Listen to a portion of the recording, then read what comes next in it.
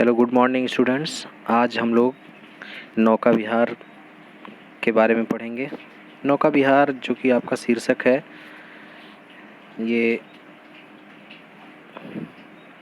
गुंजन नाम के कविता संकलन से उद्धृत है।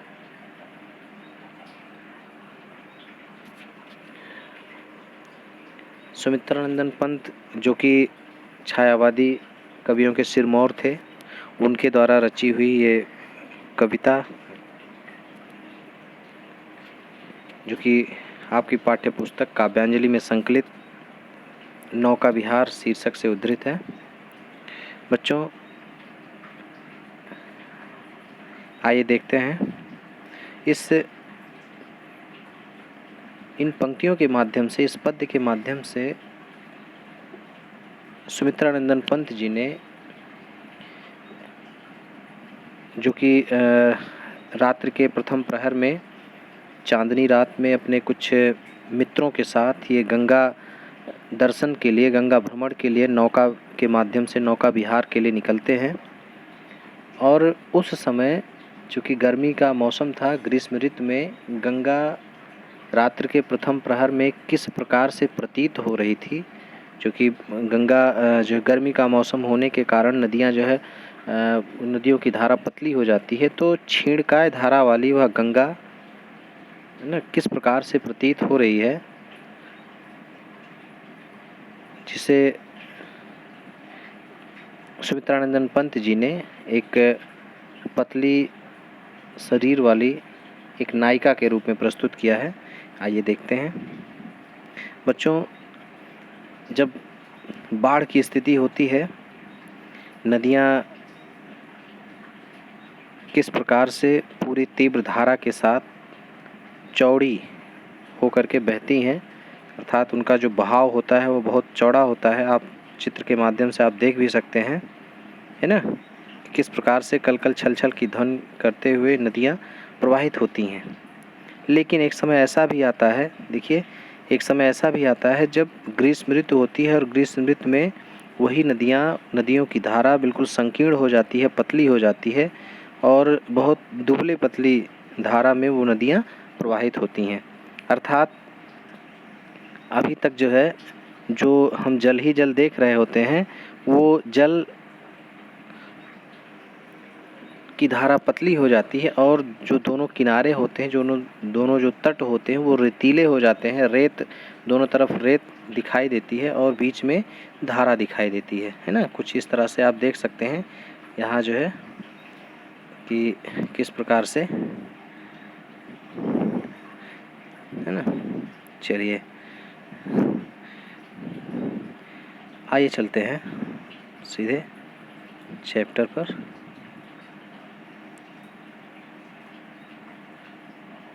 सुमित्रानंदन पंत द्वारा रचित ये नौका विहार आपको पढ़ना है।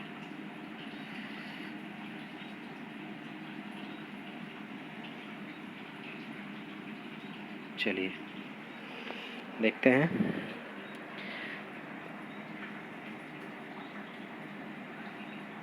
शांत स्निग्ध ज्योत्सना उज्ज्वल, अपलक अनंत नीरो भूतल, सैकत सैया पर दुग्ध धवल, तनवंगी गंगा ग्रीष्म विरल, लेटी है श्रांत क्लांत निश्चल। चलिए आइए देखते हैं। स्निग्ध, स्निग्ध माने होता है कोमल, चिकना कह लीजिए, तरल कह लीजिए। ज्योत्सना माने चांदनी। नीरव माने होता है मौन, शांत रहित, मतलब वो शांत, शब्द रहित, है ना। अपलक, अपलक माने एकटक। अनंत माने क्या, आकाश। नीरो माने बताया मैंने, भूतल, भूतल माने क्या, पृथ्वी।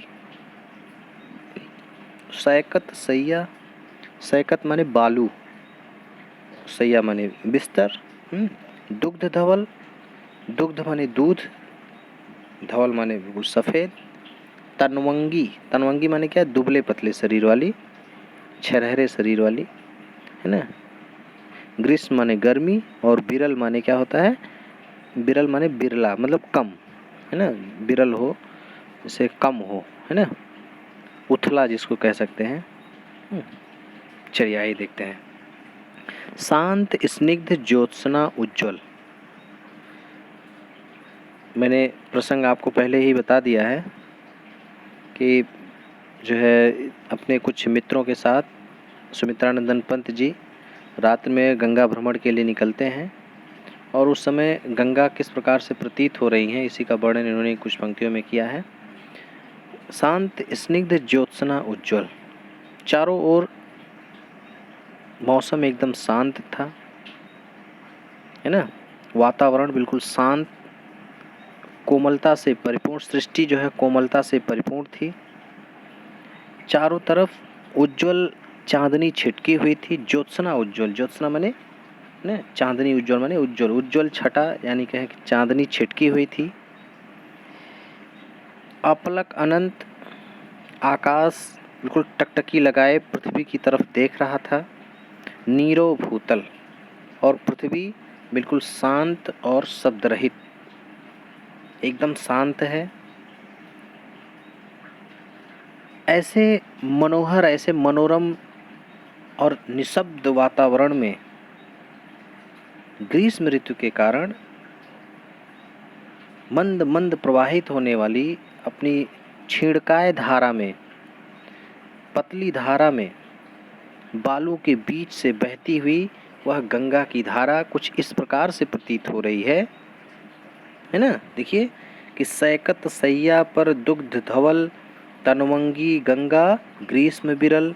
सैकत सैया पर देखिए बहुत ही सूक्ष्म तरीके से इन्होंने वर्णन किया है एक नायिका के रूप में गंगा का, कि गर्मी की ऋतु के कारण, गर्मी के कारण अपनी धारा को बहुत दुबले पतले या कहें कि छीड़काए धारा में बहने वाली वह गंगा, है ना, कुछ मतलब मंद मंद बहती हुई कुछ इस प्रकार से प्रतीत हो रही थी मानो जैसे जो है दुबले पतले शरीर वाली, छरहरे शरीर वाली कोई सुंदर युवती सफ़ेद सैया पर, दूध जैसी सफ़ेद सैया पर क्या कर रही हो, थकी हो करके, थकी हो, मुरझाई हो, शांत हो करके क्या हो, लेटी हुई हो, है ना, शांत हो, मुख से लेटी हुई हो, कुछ ऐसा ही प्रतीत हो रहा था। सैकत सैया पर दुग्ध धवल तनवंगी गंगा ग्रीष्म विरल, है ना, लेटी है श्रांत क्लांत निश्चल। उस प्रकार से लेटी थी मानो जैसे वो थकी हुई हो।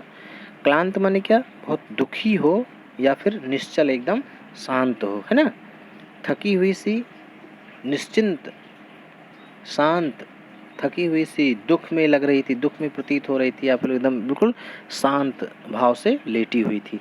एक बार फिर से देख लेते हैं कि सैकत सैया पर दुग्ध धवल तनवंगी गंगा ग्रीष्म विरल, है ना।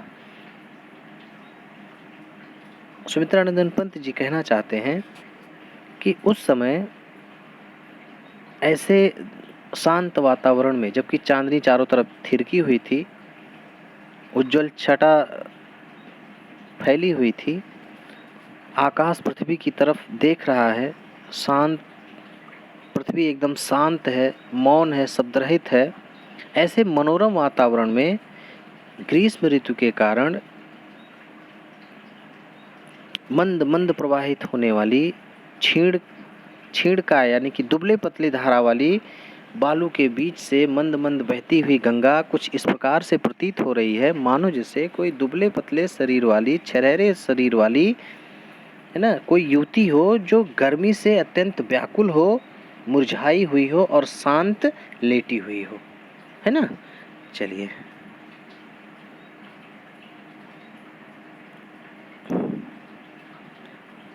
आगे देखते हैं। तापस बाला गंगा निर्मल, शशिमुख से दीपित मृदु करतल, लहरें उर पर कोमल कुंतल। देखिए तापस बाला गंगा निर्मल, वह गंगा एक तपस्विनी बाला के समान प्रतीत हो रही थी। कैसी तपस्विनी बाला, एक तपस्विनी बालिका के रूप में, निर्मल शशिमुख से दीपित मृदु करतल, लहरें उर पर कोमल कुंतल। देखिए किस प्रकार से जो है इन्होंने वर्णन किया है।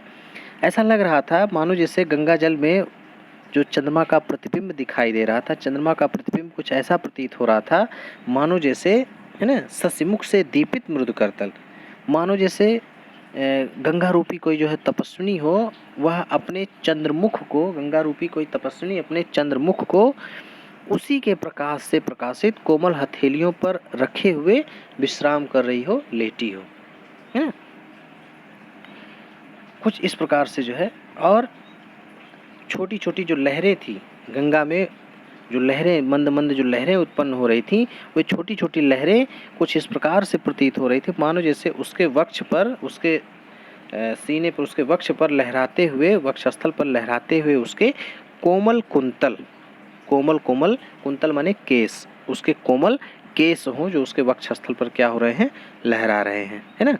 देखिए कि तापस बाला गंगा निर्मल, गंगा उस समय गंगा एक बिल्कुल तपस्विनी बाला के समान बहुत ही निर्मल प्रतीत हो रही थी, ससिमुख से दीपित मृदु करतल, और गंगा का जो प्रतिबिंब, चंद्रमा का जो प्रतिबिंब गंगा के जल पर पड़ रहा था, कुछ ऐसा प्रतीत हो रहा था मानो जैसे वह तपस्विनी, वह गंगा रूपी तपस्विनी अपने उस चंद्रमुख को, है ना, उसी के प्रकाश से, उस चंद्रमा के प्रकाश से ही प्रकाशित अपनी जो कोमल हथेलियां थी, प्रकाश रूपी जो उसकी किरण रूपी जो हथेलियां थी, उन हथेलियों पर, है ना, रखे हुए क्या कर रही हो, अपने मुख को उसी हथेलियों पर रखे हुए लेटी हो, और छोटी छोटी लहरें जो गंगा के जल में लहरें जो उत्पन्न हो रही थी, वो ऐसा लग रहा था मानो जैसे वक्षस्थल पर लहराते हुए उसके कोमल केस हों, है ना।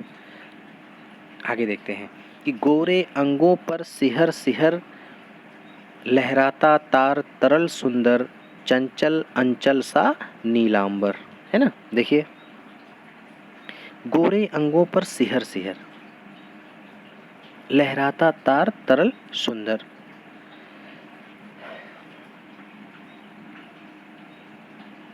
सुमित्रा नंदन पंत जी कहना चाहते हैं कि गोरे अंगों पर सिहर सिहर लहराता तार तरल सुंदर, चंचल अंचल सा नीलांबर, तो जो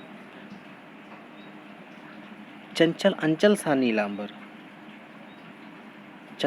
आकाश जो कि नीला आकाश जो कि तारों से भरा हुआ था, तारे से भरे हुए आकाश की जो परछाई वो गंगा के जल में पड़ रही थी, वो कुछ इस प्रकार से प्रतीत हो रही थी मानो जैसे उस गंगा रूपी तपस्विनी बाला ने क्या किया हो, अपने जो गोरे गोरे जो उसके अंग हैं, उस गोरे गोरे अंगों के स्पर्श से कांपता हुआ, है ना, तारों से जड़ा हुआ उसका नीला आंचल क्या हो रहा हो, लहरा रहा हो, है ना। गंगा के जल में जो लहरें उत्पन्न हो रही हैं, उन लहरों के कारण, मैंने आपको इसके पूर्व भी दिखाया था,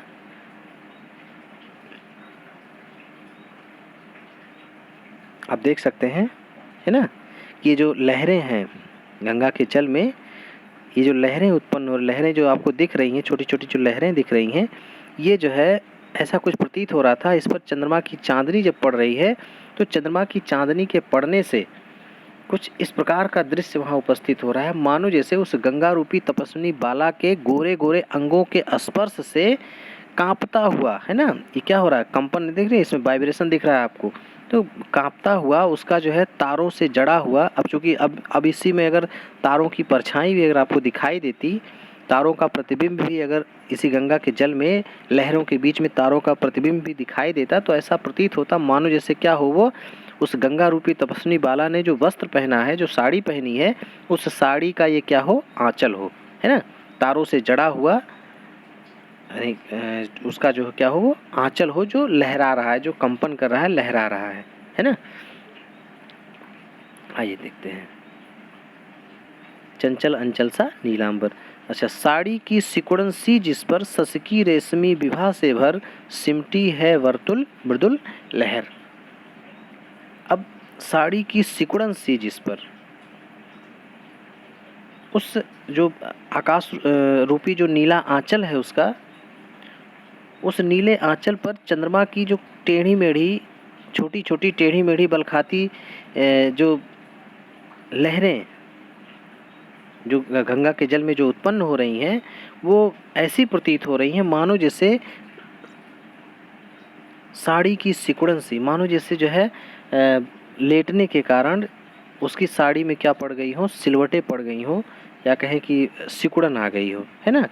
ससकी रेशमी विभा से भर, मतलब वो जो गंगा की जो लहरें हैं, मंद मंद लहरें हैं, प्रवाह है गंगा का, गंगा की जो लहरें हैं वो कुछ उसमें उत्पन्न होने वाली वर्तुल माने टेढ़ी मेढ़ी, है ना, मृदुल लहर, जो टेढ़ी मेढ़ी जो लहरें उसमें उत्पन्न हो रही है गंगा के जल में, वो कुछ ऐसी प्रतीत हो रही हैं, कुछ ऐसा प्रतीत हो रहा मानो जैसे लेटने के कारण जो है उस गंगा रूपी नायिका के जो रेशमी वस्त्र उन्हें जो पड़ी, जो रेशमी जो साड़ी उसने पहन रखी है, उस रेशमी साड़ी में सिलवटें पड़ गई हो, सिकुड़न आ गई हो, है ना।